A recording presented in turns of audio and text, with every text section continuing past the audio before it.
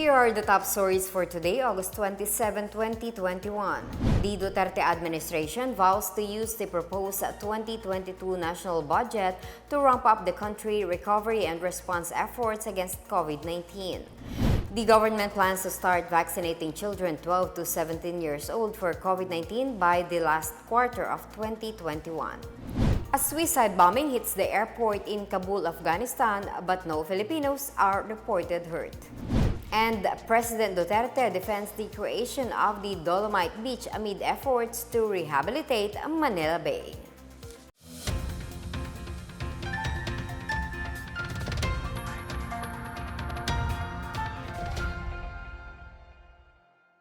Good day, I'm Marita Muaje. Welcome to the PNA Newsroom. The Duterte administration plans to use the proposed 2022 national budget to ramp up efforts against COVID-19 and ensure the country's recovery from the pandemic-induced economic slump.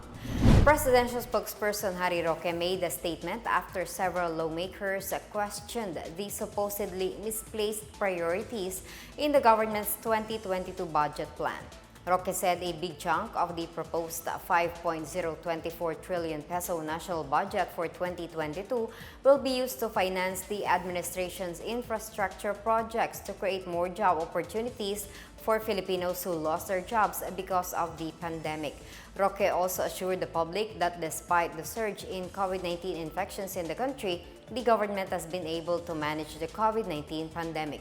He noted that the government's health and quarantine protocols have helped limit the coronavirus-related deaths in the country. Ang importante po is, dalawang bagay ang ating pinaghahandaan para sa susunod na taon. Unang-una, yung paglaban natin sa sakit mismo. Pangalawa, yung pagbangon ng ating bayan dahil nga sa pandemya. So wag po nating masamain na malaki po yung ating budget for build kasi yung build po, yan ang magbibigay ng hanap buhay sa napakarami nating mga kababayan. Wag na po tayong umasa sa ayuda, bigyan po natin sila ng hanap buhay, kaya nga po mataas ang budget natin doon sa mga bagay-bagay na magpo-provide ng stimulus sa ating ekonomiya. The Philippine Health Insurance Corporation of PhilHealth vowed on Thursday to pay 60% or around 17 billion pesos of in-process claims it owes to hospitals through the debit-credit payment method by next week. PhilHealth President and CEO Dante Gueran made the commitment during the hearing of the House Committee on Good Government and Public Accountability into the non-payment of healthcare facilities claims by the state medical insurer.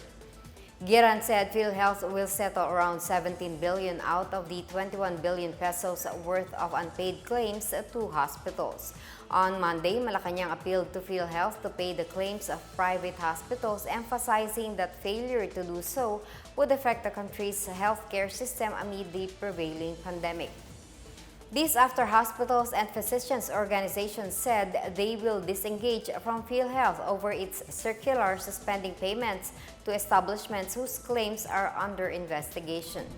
For its part, the Department of Health said the special allotment release order for the 311 million peso worth of special risk allowance for healthcare workers had been downloaded to its Centers for Health Development. The fund will benefit over 20,000 healthcare workers. The DOH said the funds transferred to the CHDs would then be released to their respective local government units and private health facilities in the next few days. The release is the first batch of fund transfers for the grant of SRA to hospitals and health facilities that have earlier submitted an additional list of eligible healthcare workers.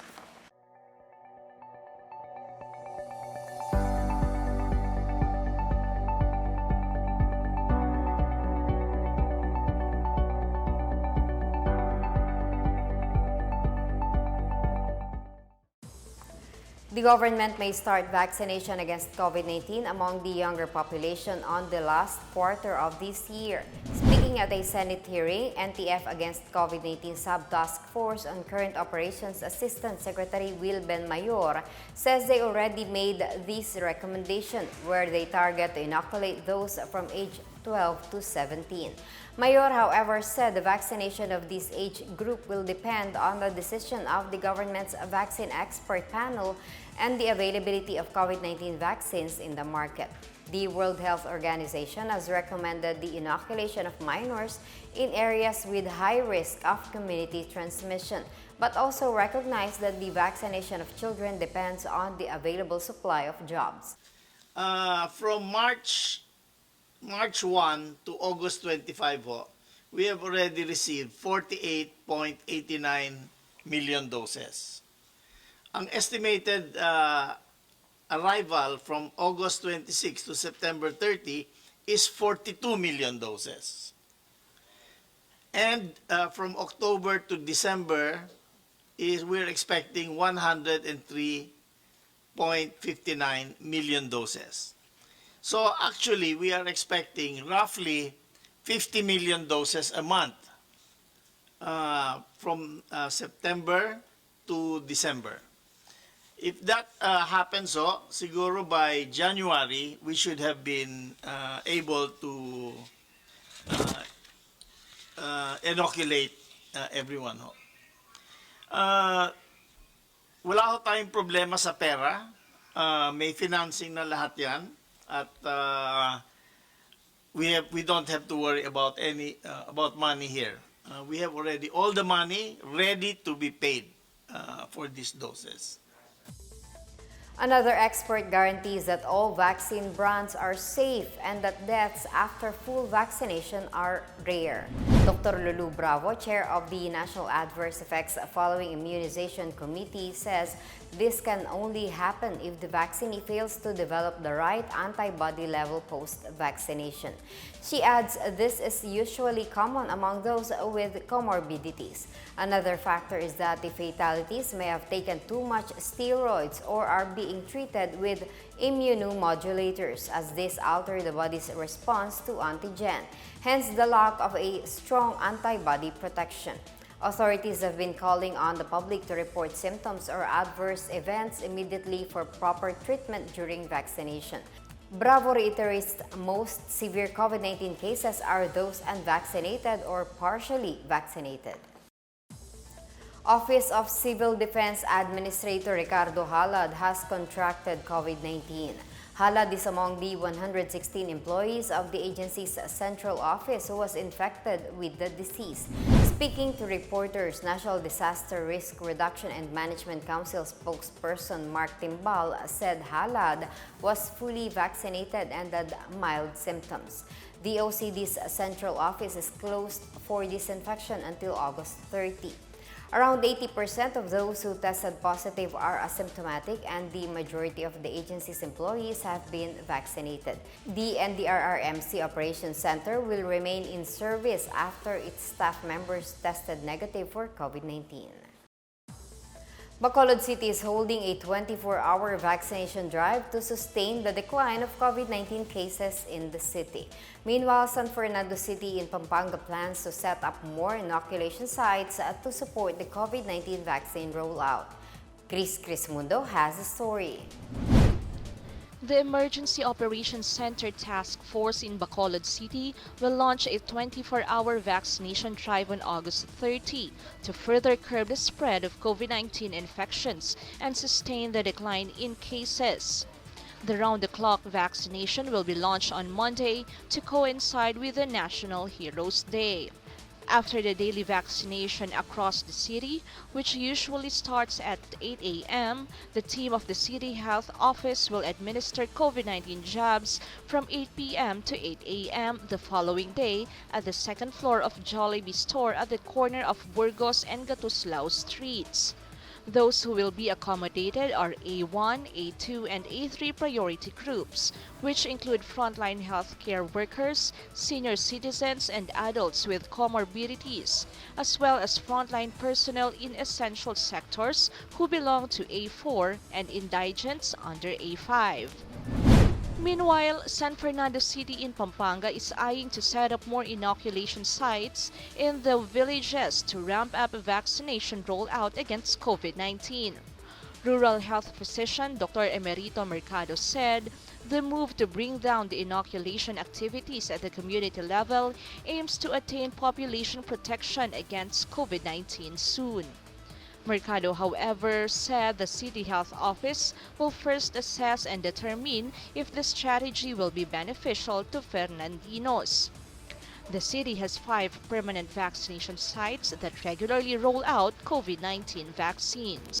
In Zamboanga City, the government-run Zamboanga City Medical Center assured that services for people living with HIV or PLHIV are ongoing amid the COVID-19 pandemic. Dr. Afdal Kunting, ZCMC Chief of Hospital, said the health pandemic affects the care of PLHIV as they cannot come to the hospital for diagnosing to check their viral load.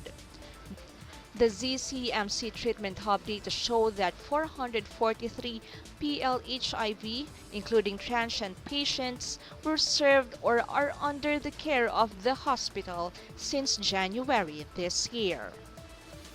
For the PNA Newsroom, I'm Chris Crismundo.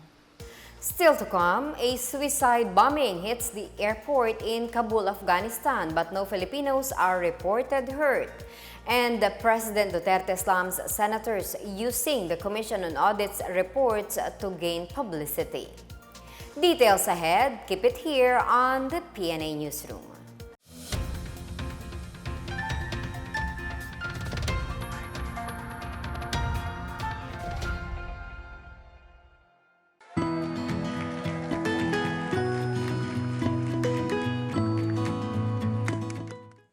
The COVID-19 pandemic has greatly changed our lives for the worse. Lives and jobs were lost and economies reached a meltdown. Thanks to the arrival of safe and effective vaccines, we are one step closer to normalcy. It's time to do our part, get vaccinated for our safety and for our recovery. If you are there in that community, go there and have yourself vaccinated by any of the vaccines available. They are all potent, they are all effective. I would like to appeal to all our kababayans, please get vaccinated against COVID-19 and be the government partner in preventing further spread of the disease. I encourage you to get vaccinated as soon as possible time. These vaccines are safe and they are the key to reopening our society.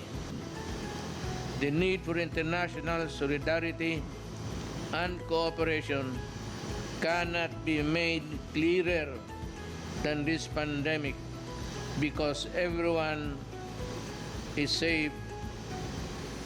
No one is safe globally until everybody is safe. Vaccines work.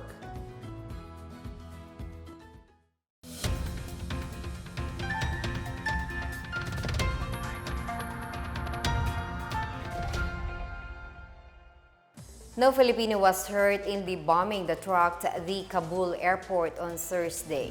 DFA Assistant Secretary Eduardo Meñez says this was confirmed by the Philippine Embassy in Islamabad, Pakistan, which has jurisdiction over Kabul. The suicide attack came as scores of Afghans race against time to leave the country following Kabul's fall to the Taliban earlier this month. The Islamic State Khorasan ISIS-K claimed responsibility for the attack, which killed scores of civilians and at least 13 American soldiers. U.S. President Joe Biden has warned that Washington will hunt down the perpetrators of the attack, saying the ISIS-K, the Taliban's arch-enemy, has been planning a complex set of attacks on the U.S. and other targets for the past weeks. So far, a total of 185 Filipinos have been safely evacuated from the conflict-hit Afghanistan, while 16 have yet to be repatriated. Malacanang is not yet keen on allowing the resumption of face-to-face classes this coming school year unless more Filipinos have been vaccinated against COVID-19. More on this from Laid Kabagani. Malacanang said the high turnout of COVID-19 vaccination might convince President Rodrigo Duterte to allow the resumption of face-to-face classes in areas with low-risk classification. Presidential spokesperson Harry Roque reiterated that Duterte wants the majority of Filipinos to get inoculated against COVID-19 before allowing students to attend in-person classes. Roque said the president wants to make sure that children are already protected from COVID-19 once the face-to-face classes resume. He also said the Department of Education is awaiting Duterte's approval on the pilot implementation of in-person classes in areas with low cases of COVID-19. The Interagency Task Force would meanwhile make a presentation to orient Duterte about the advantages of allowing the resumption of face-to-face classes in low-risk areas. Earlier, the United Nations Children's Fund urged governments worldwide to start phased reopening of schools in low-risk areas as soon as possible. UNICEF Philippines representative Oyonsay Canden Devnorov said schools worldwide were fully closed for an average of 79 teaching days in 2020, while those in the Philippines have been closed for over a year. Then Devnorov warned the prolonged school closures may result in children's learning loss, mental distress, missed vaccinations, and heightened risk of dropout, child labor, and child marriage. To this end, UNICEF said governments must now start providing comprehensive recovery response for students. Meanwhile, the Department of Education is set to deliver some 40,000 laptops to teachers, personal schools, and field offices nationwide this month to provide essential support to education frontliners for the upcoming school year. For the school year 2020 to 2021 that opened in October 2020, DepEd conducted classes through online learning, modular learning, television and radio-based instruction, and blended learning.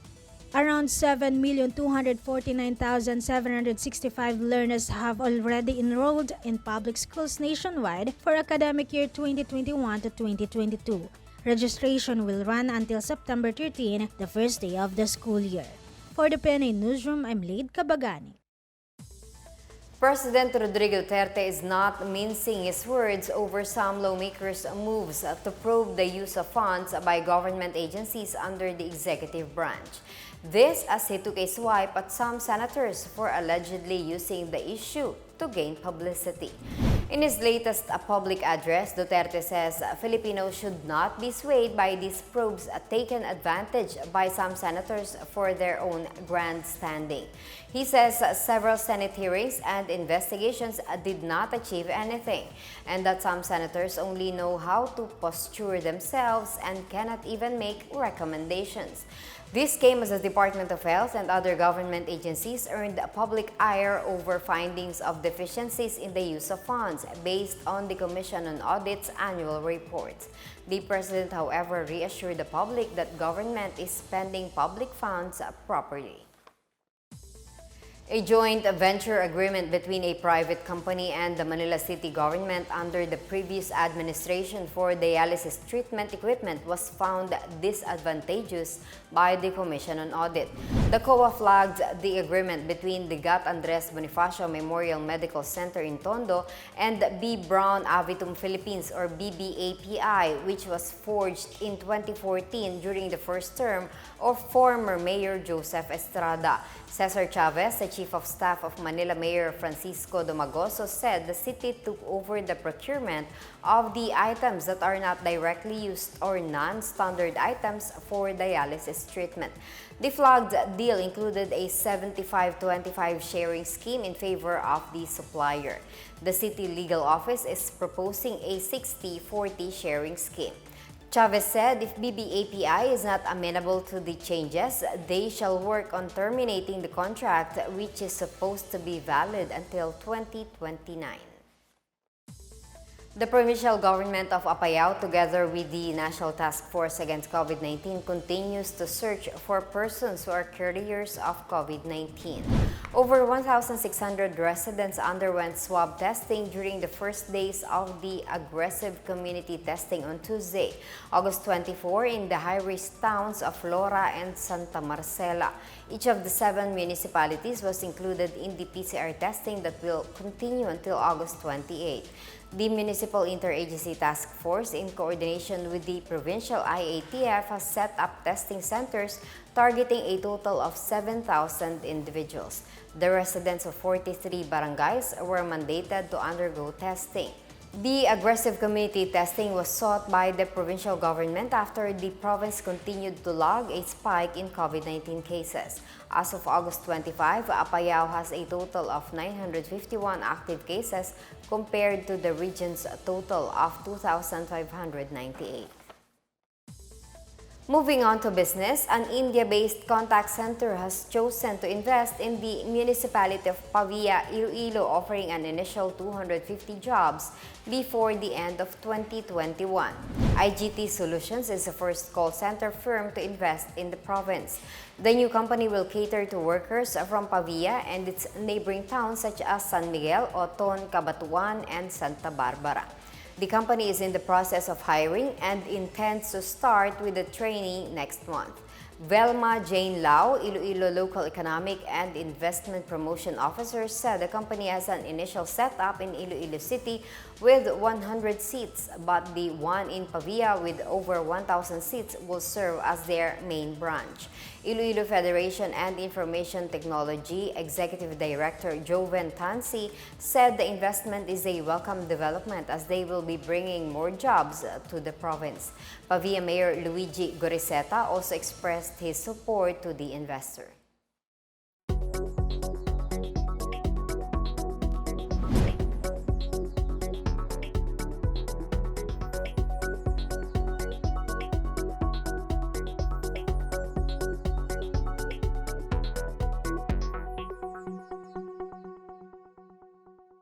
Up next, President Duterte defends the creation of the Dolomite Beach amid efforts to rehabilitate Manila Bay. And the Department of Science and Technology distributes ready-to-eat arroz caldo to residents affected by COVID-19 in Ilocos Norte. We're back after a quick break. Stay with the PNA Newsroom.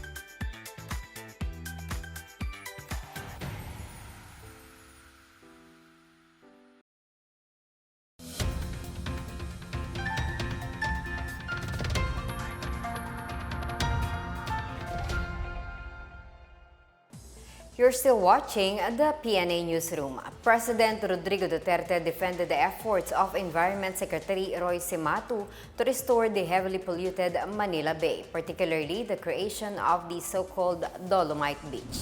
In his pre-recorded talk to the people aired Thursday night, Duterte said the overlaying of the Dolomite on the portion of Manila Bay is pleasing to the eye. Duterte vouched for Cimatu's competence, saying the environment chief is the only person who aggressively addressed Manila Bay's environmental problems. The president made the remarks amid criticism of the Manila Bay Nourishment Project of the Department of Environment and Natural Resources. The DNR undertook the project last year to protect the coastal resources in Manila Bay and prevent coastal flooding, erosion, and pollution. Apart from the Dolomite overlay, the DNR also aims to restore the water quality of Manila Bay by conducting cleanups of estuaries and setting up sewage treatment plants. A village in Zamboanga, Sibugay is a beneficiary of a 15 million peso farm-to-market road concreting project from the National Task Force to End Local Communist Armed Conflict. Barangay Laknapan in the town of Cabasalan was chosen to benefit from the project made possible by the NTF-ELCAC's Barangay Development Program. The project will start in September and is expected to be completed by early 2022. The road concreting project is part of the 20 million peso BDP fund downloaded to local government units as a development package for barangays cleared of New People's Army's influence. Alsamas Association President Reynaldo Dangcal meanwhile thanked the government for giving them a farm-to-market road project in their village. Dangcal said the completion of the project will surely spur development in Barangay Laknapan. The BDP is a hallmark program of NTF-ELCAC that aims to bring development to former conflict-affected communities. The provincial government and the Provincial Task Force to End Local Communist Armed Conflict have condemned the brutal killing of 2 unarmed militiamen by the New People's Army terrorists in San Isidro, Northern Samar. NPA fighters shot dead Lito Dauba and Arcito Reyes, members of the Civilian Armed Force Geographical Unit Active Auxiliary in Happy Valley Village in San Isidro Town. The victims were on their way to join a community support program activity conducting development social works for the villagers. The NPA members who plotted the attack belong to a group extorting from the people around San Isidro and Calbayog City. In a statement, the ELCAC slammed the communist terrorist group's disregard for human life and unreasonable objection to the government's move to address the issues of communities in the countryside. San Isidro has been the place of recent clashes between military and rebels. The National Housing Authority in Region 11 turned over about 100 houses to members of the Atamanobo tribe in Davao del Norte. NHA General Manager Marcelino Escalada Jr. led the official turnover of the national government's housing project in Sitio Maselong, Barangay Santo Niño in Talaingod Town on August 20. Each housing unit has a floor area of 22.5 square meters and with toilet and bath. 2 other housing projects in Sitio Paiton, Barangay Dagohoy, and Sitio Gatong, Barangay Palma Hill have already been built. 4 other housing projects are under construction. Escalada called on the beneficiaries to take care of what he called their heritage under the Duterte administration. In Ilocos Norte, the Department of Science and Technology distributed some 4,000 pouches of ready-to-eat chicken arroz caldo to the Ilocos Norte provincial government. The donation supports the food distribution program of the province to its residents affected by the COVID-19 pandemic. The chicken arroz caldo developed by the DOST is a no-cook and no-preservative meal that can be stored in homes or stores for a year. To eat the arroz caldo, just heat directly in boiling water. DOST Provincial Director Benjamin Mercado Jr. said this is the 3rd batch of relief aid from the agency. Earlier, it provided some 2,500 kilos of iron-fortified rice and 1,000 pieces of enhanced Nutribon. He encouraged its beneficiaries to eat healthy while on lockdown.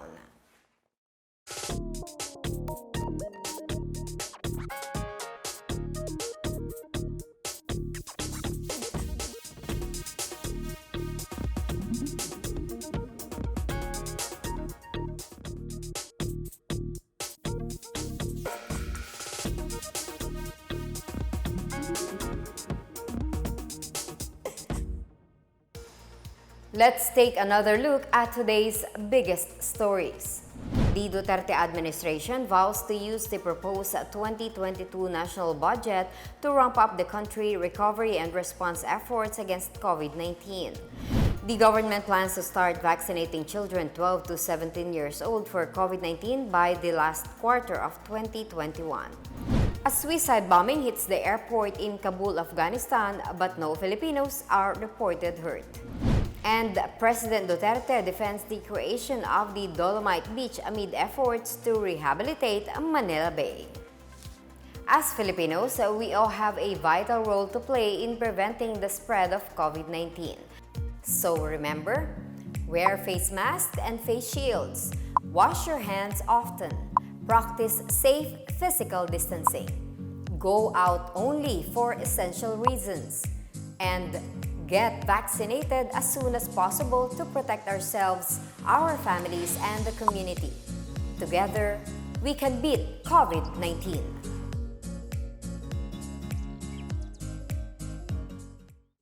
Thank you for watching another episode of the PNA Newsroom. For more news content, check our webpage or log on to the Philippine News Agency's Facebook and Twitter accounts.